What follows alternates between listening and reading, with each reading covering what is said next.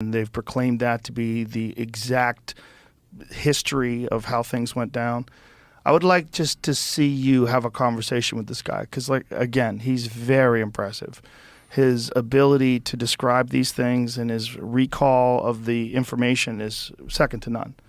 Well, what I would say to the younger Dryas so far, and certainly the Fireball article, published back in 2005 or 6, had some currency for quite a number of years.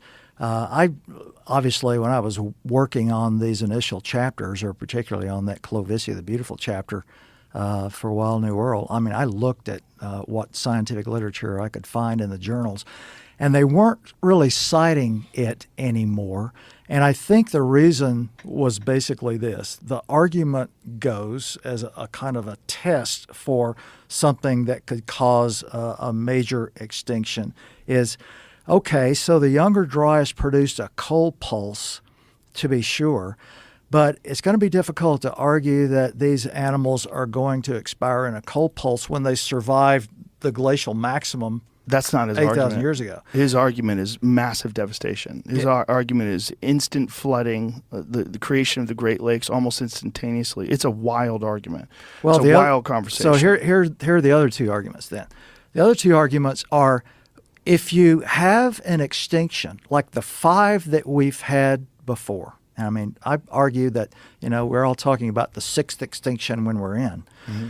My argument, sort of following an article that was published in the National Academy of Sciences in 2018, is that the 6th extinction that we think of today has actually, unlike all the previous 5, the 5th one being Chicxulub, the 6th one has actually been happening in slow motion for 30,000 years.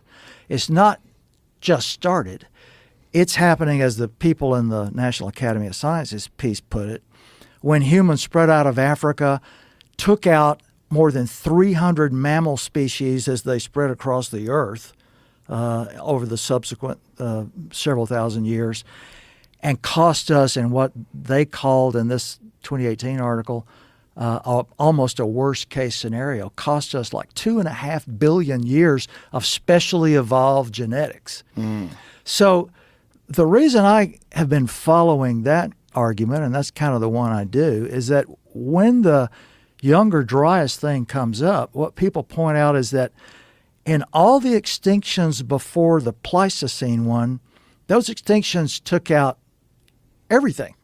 They took out life in the oceans. They took out small creatures. They took out amphibians, reptiles, birds. But the Pleistocene seems to just be mammals, and often just big mammals. And so there's this sort of logical attempt to try to come up with what would explain an extinction scenario that doesn't take out things in the ocean, that doesn't take out little creatures, but just focuses on big mammals, which is why sort of the consensus is going towards this human spread. I don't think they're mutually exclusive. I think you probably have both things working in conjunction. And I think the good explanation for why it only kills things that are on Earth and not in the ocean is that it impacts the ice shelf.